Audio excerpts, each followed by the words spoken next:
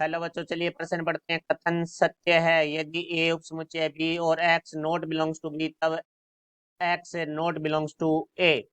मुख्य अवधारणा। तो हमारा जो प्रश्न है वो समुच्चय से संबंधित है। तो हमारे पास दो समुच्चय, एक समुच्चय एक्स है जिसके अंदर हमारे पास अवयव विद्यमान है ए, और एक समुच्चय हमारे पास है वाई है जिसके अंदर हमारे पास अवयव विद्यमान है ए कोमा बी। तो यहाँ से देखते हैं हमारे समुच्चय एक्स के सभी अवयव समुच्चय बी पाई में विद्यमान है। तो इसका अर्थ हुआ कि जो समुच्चय एक्स है वो समुच्चय वाई का उप समुच्चय होगा। तो देखो यहाँ इस स्थिति में हमारे जो अवयव एक्स से बिलोंग करते हैं वो अवयव हमारे वाई से अवश्य ही बिलोंग करेंगे। अब इस स्थिति में देखते हैं यदि हमारा कोई अवयव वाई में नहीं है तो वो हमारा एक्स में भी नहीं हो, क्योंकि एक्स में तो वही अवयव है जो कि वाई में अवश्य है।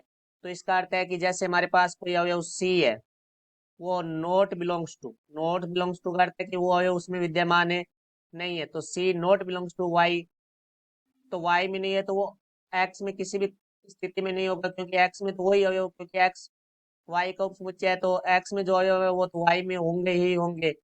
तो इसका अर्थ हुआ कि सी नोट बिलोंग्स टू हमारा एक्स होगा। तो अब देखो हमारे प्रश्न के बारे में बात करते हैं। प्रश्न में लिखा है यदि ए उप समुच्चय है बी, अर्थात एक में जो भी अवयव विद्यमान है वो हमारे बी में होंगे।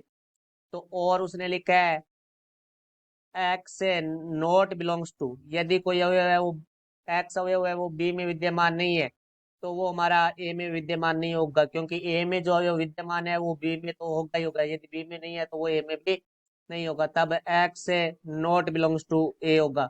तो इसका अर्थ हुआ हमारा कथन सत्य है। ये हमारे प्रश्न का उत्तर हुआ। मैं आशा करता हूँ समझाया होगा। धन्यवाद।